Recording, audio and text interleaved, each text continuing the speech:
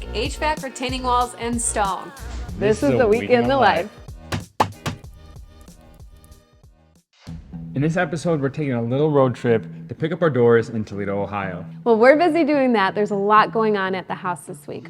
We have the septic, HVAC, and the retaining walls and the stone all going in. We're starting the week off strong and we're getting our septic in today. This is a big deal because that means toilets are in our near future. Woohoo! No more porta potty! Before the guys arrived, we made sure to mark the area correctly for the septic. Before we even purchased our lot, we made sure the soil would pass a perk test. A perk test is when holes are dug into your land to test the soil. Sand is required because it acts as a filter as the septic tank drains the wastewater. If there is no sandy soil, a hazardous swamp could form, which would not be good for you or the environment. Do you recall seeing a septic marker? Let go. Well, here, let's measure from that stake now. While the septic's going in, we're gonna start our road trip down to Toledo to pick up our doors. Okay, let me give you a little backstory. In order to save on some cash, we ordered from a door clearance house in Texas. Unfortunately, during our order period, they jacked up the price of shipping, but we were able to get a discounted rate if we were able to pick up our doors in Toledo, which is just a few hours from here. So that's what we're gonna do, go pick them up. All right, we're headed down to Toledo to get our doors. We got one truck, but then we're gonna pick up a truck there, a box truck, so we can load everything in there and make our way back. It's about a 2-hour drive each way. Jerry, have you realized your shirt's been inside out this entire time? So for this road trip, we're going down with Jerry and Austin, Jerry being my dad, and Austin is a family friend. He's helped us out a few times in the past. Now that we got this big U-Haul, we're gonna take this baby down to the shipping facility to pick up the doors. Yeah. Semi-truck level, guys. That's big. That's real big. See, they're like the same. No. What's the issue? See, these are the wheel wells. They have like, instead of being able to slide it in here, they have these wheel wells. So, yes, there's a lot of room, but for us to easily get it in and out, it's just like this creates a problem for us. We can't just like roll it in. So we might have to dismantle. I don't know, we're gonna see. 4,000 pounds of doors, baby. 4,000 pounds of doors.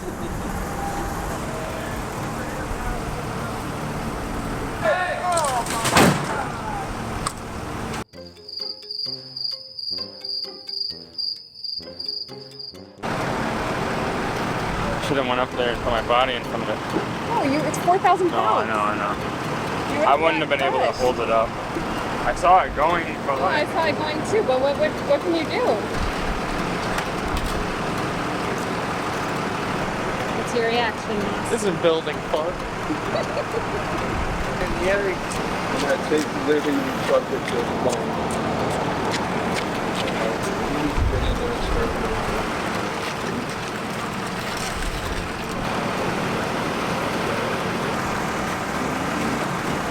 Somehow the glass made it. This is our front door. Luckily, that's all right, but we're gonna have to figure out some other kind of plan. we have 2 more pallets.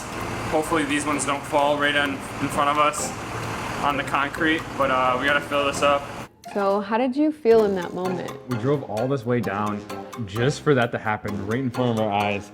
I thought I was like, I wanted to run towards it. I saw it happening in slow motion. I know. And like, I just don't understand what was going on through the guy's head. Like, it was like wobbly. clearly not. He hit like the top of like the entranceway on the way out. Yeah.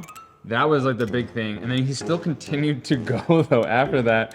And it was clear that like you shouldn't continue. Meanwhile, back at the house, the guys are making progress on the septic field. First, a pipe is connected from the house to the septic tank. This will allow for gravity to move all household waste and liquids into the tank. Here, natural bacteria eat away and turn all waste into liquids. On the other side of the septic tank, another long pipe is attached.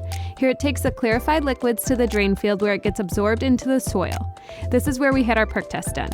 Here the liquid drains through the sand, which acts as a filter. By the time the wastewater reaches groundwater, it has been fully treated. All right, back to Toledo door madness. these pallets are too big even for the U-Haul, so we didn't bring the right tools. We have to run to Menards to get a saw. We'll stay behind. Lisa and Jerry will go get the tools. Not gonna lie, Jerry was not a very happy camper in Menards. We're cutting it so that it'll be able to fit in this door, because this is only 81 inches and this is about 86, 87, so.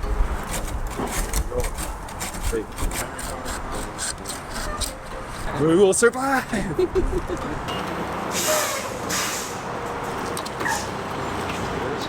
my god. Yeah, it's a little wobbly. He makes 2,000 pounds at once. Yeah. Faris, you just... I was gonna hold that up. Real slow. I need your help.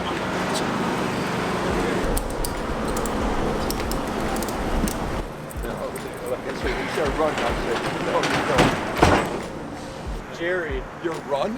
Jerry, when you run these, it's a third of the work. It's a third of the work.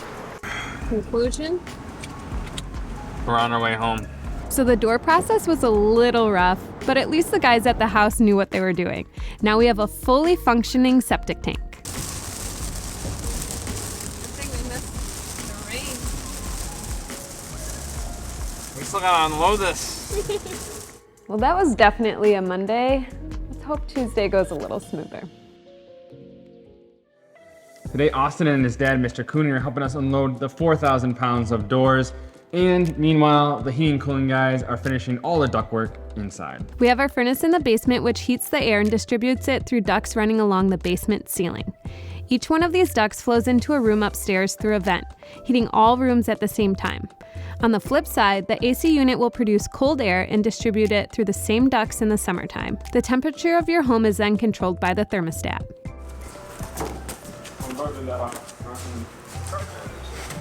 Yep. Hold on. Big boy mix.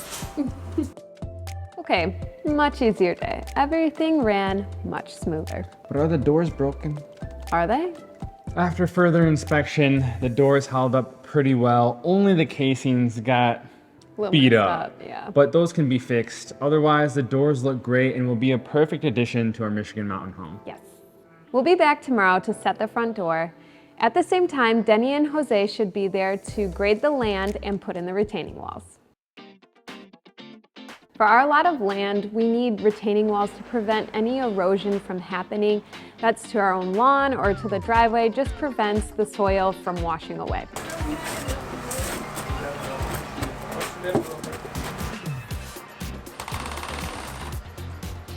Another day, another dollar. Gone. Day in the life. In debt. Now, it wouldn't be a week in the life without cleaning up the job site. It's really important we do this because as the trades come in, that means they'll be a little bit more clean themselves. Otherwise, the dirt and all the scraps, it can pile up really easily. And honestly, I've been avoiding this and I've been doing a really, really bad job. So I'm gonna do it now. The land grading and retaining walls is going to take a few more days, and during that time, we're bringing in the guys to finish the stone veneer on the exterior of our home. Before the guys came, we picked up 2 pallets of pre-mixed mortar for the scratch coat and to adhere the stone. These are really heavy, by the way. The guys were able to get the scratch coat up in no time. A scratch coat is basically just a rough surface. It serves as a base so that the stone can easily adhere to it. We needed some retaining walls in a few different areas. On the back of the house near the walkout, on the left side of the home by the garage, and on the right side of our front porch.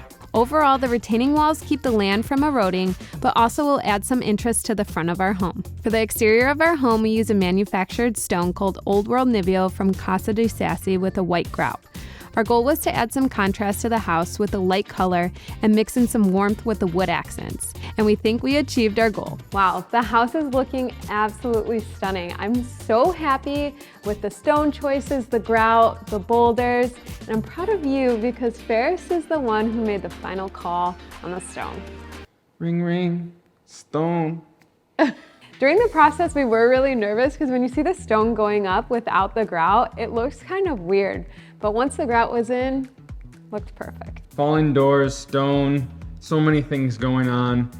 In our next video, what are we doing, Lisa? We're putting in the tongue and groove in our cathedral ceiling and doing the blown-in insulation before it gets too cold. But what were we doing before that? I don't know. What are we doing? Oh, we're getting married! Come on. How can you forget? Sorry, I've been waiting for 7 years. I just lost train of thought. All right, see you in the next one.